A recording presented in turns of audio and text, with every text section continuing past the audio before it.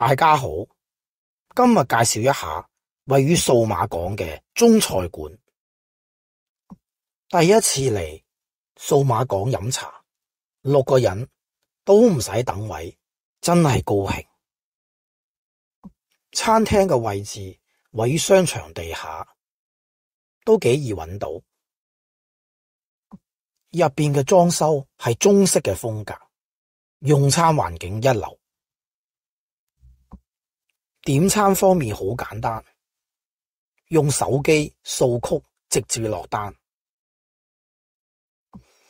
今次叫咗普洱茶，全自動沖茶，有注水煲水，一次過搞掂。今次點咗紅色嘅腸粉，平時比較少食，顏色係佢個特別之處。抄手做得好食，辣度都幾適中。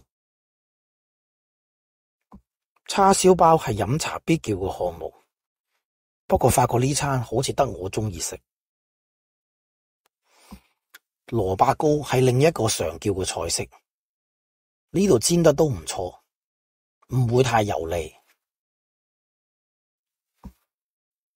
燒賣方面，上面有隻蝦，可能比較名貴，一客只有一隻。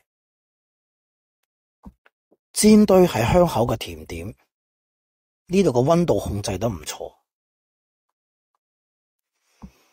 馬拉糕係另一道甜點，都有唔想補場客。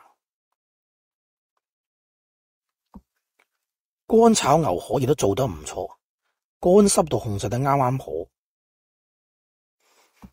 星洲炒米試咗幾啖，對佢個味道留下咗深刻嘅印象。食完飯之後就可以上車走人，餐廳嘅門口就係停車位，非常之舒服。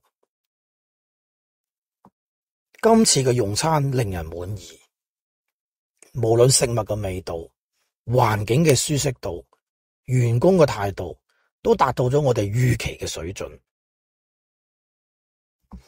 今集就分享到呢度，如果鍾意，大家記住點讚、分享同埋訂閱。